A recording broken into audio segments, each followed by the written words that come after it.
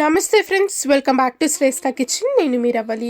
ఇవాళ నేను ఒక టేస్టీ చికెన్ కర్రీ రెసిపీ చూపించబోతున్నాను. ఇది చాలా అంటే చాలా సింపుల్గా బ్యాచులర్స్ కూడా చేసుకునేంత ఈజీగా, సూపర్గా, టేస్టీగా, స్పైసీగా చికెన్ కర్రీ ఎలా చేసుకోవాలో ఇవాళ వీడియోలో చూపించేస్తాను.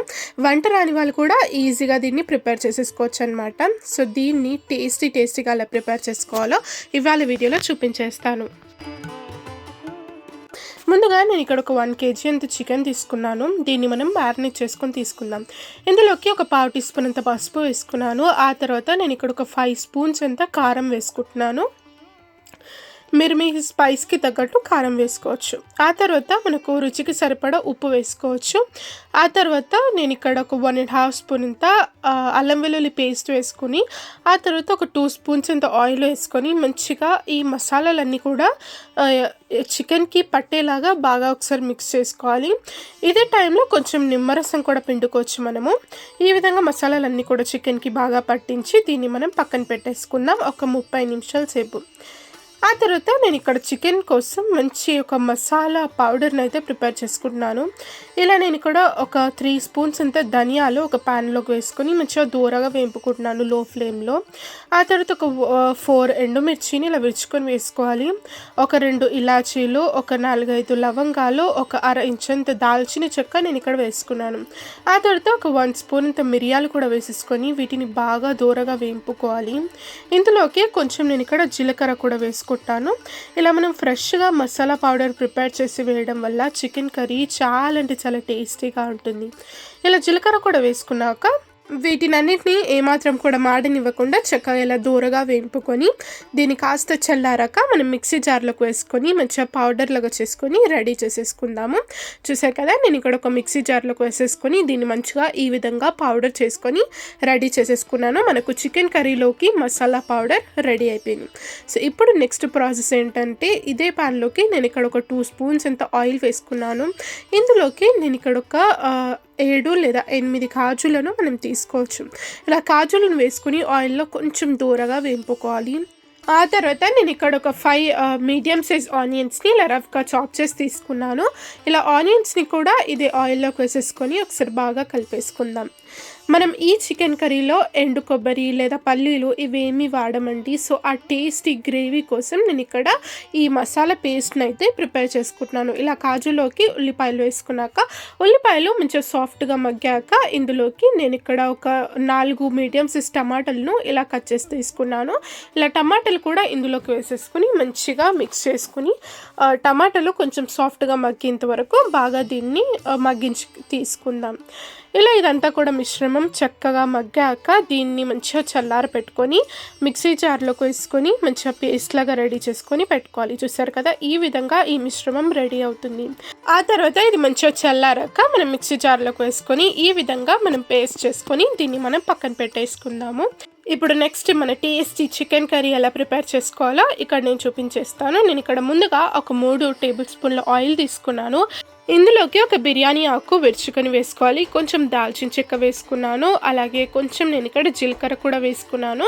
అలాగే ఒక 1/2 టీ స్పూన్ అంత మిరియాలు కూడా వేయడం వల్ల చక్కటి ఫ్లేవర్ వస్తుంది. ఆ తర్వాత నేను ఇక్కడ ఒక 10 వెల్లుల్లి రెబ్బలను మంచిగా పొట్టు వలుచుకొని దంచుకొని ఇందులోకి వేసుకున్నాను అనమాట.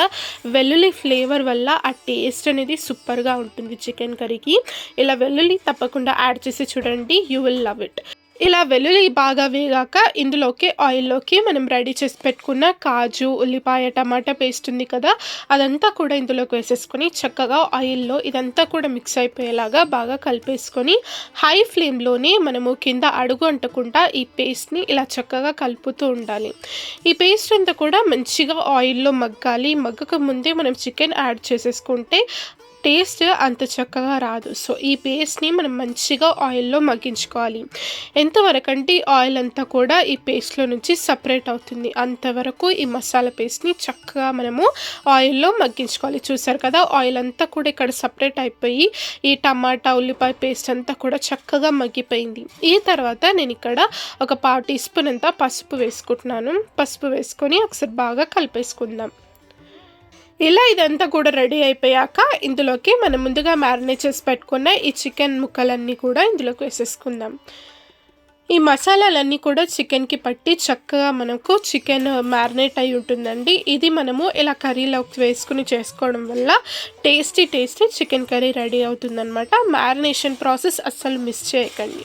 సో ఇలా చికెన్ మీద మూత పెట్టేసుకుని చక్కగా చూసారు కదా, ఈ ఆయిల్ అంతా కూడా రిలీజ్ అయ్యి మంచిగా ఆ మసాలాలన్నీ కూడా చికెన్కి పడుతుంది. ఆ తర్వాత సాల్ట్ అడ్జస్ట్ చేసుకొని ఇందులో కొంచెం సాల్ట్ నేను ఇక్కడ వేసుకున్నాను. ఆ తర్వాత మనం ముందుగా గ్రైండ్ చేసి పెట్టుకున్న మసాలా పౌడర్ ఉంది కదా, అదంతా కూడా వేసేసుకొని కొన్ని నేను ఇక్కడ ఫ్రెష్ పుదీనా ఆకులు వేసుకున్నాను.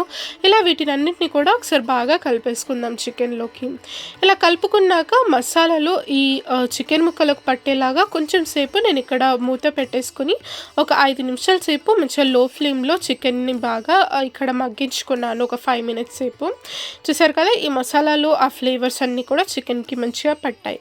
ఇక్కడ ఒకసారి బాగా కలిపేసుకున్నాక ఇందులోకి మనకు గ్రేవీకి సరిపడా వాటర్ యాడ్ చేసుకోవాలి.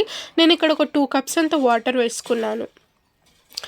ఇలా వాటర్ వేసుకున్నాక ఒకసారి బాగా కలిపేసుకుందాము. చూసారు కదా, ఈ గ్రేవీ టెక్స్చర్, ఈ వాటర్ చూసారు కదా, ఈ కన్సిస్టెన్సీలో ఉండాలి. మీరు కావాలంటే గ్రేవీ ఎక్కువగా కావాలంటే ఇంకొన్ని వాటర్ కూడా వేసుకోవచ్చు. ఆ తర్వాత నేను ఇక్కడ ఒక 3 పచ్చిమిర్చి చీలికలు వేసుకుని ఇలా మూత పెట్టేసుకొని ఒక 3 విజిల్లు వచ్చేంత వరకు చక్కగా దీన్ని కుక్ చేసుకున్నాక ఎయిర్ అంతా కూడా దానంతలా అదే రిలీజ్ అయిపోయాక నేను ఇక్కడ ఓపెన్ చేసి చూపిస్తున్నాను. చూసారు కదా, ఆయిల్ అంతా కూడా పైకి రిలీజ్ అయిపోయి మనకు చికెన్ చక్కగా ఉడికిపోయి రెడీగా ఉంది. ఫైనల్గా మీది నుండి ఒక 1 స్పూన్ అంత చికెన్ మసాలా, కొంచెం ఫ్రెష్ కొత్తిమీర ఆకులు కూడా వేసేసుకొని ఒకసారి బాగా దీన్ని కలిపేసుకుందాం. చూసారు కదా, ఆ గ్రేవీ టెక్స్చర్ చూడండి, సాఫ్ట్గా చికెన్ కూడా మగ్గిపోయింది. మనం చికెన్ మసాలా వేస్తాం కాబట్టి ఈ గ్రేవీ ఇంకొంచెం థిక్గా మారుతుంది కాసేపు అయ్యాక. సో టేస్టీ ఆ గ్రేవీతోని ఇంత మెత్తటి సాఫ్ట్ చికెన్ ముక్క చాలా అంటే చాలా టేస్టీగా సూపర్గా చికెన్ కర్రీ అయితే రెడీ అయిపోయింది. ఈ రెసిపీ నచ్చిందా మీకు? నచ్చితే తప్పకుండా వీడియోని లైక్ చేయండి, షేర్ చేయండి, మన ఛానల్ని సబ్స్క్రైబ్ కూడా చేసుకొని పక్కనే బెల్ ఐకాన్ కూడా ప్రెస్ చేయండి. Thank you.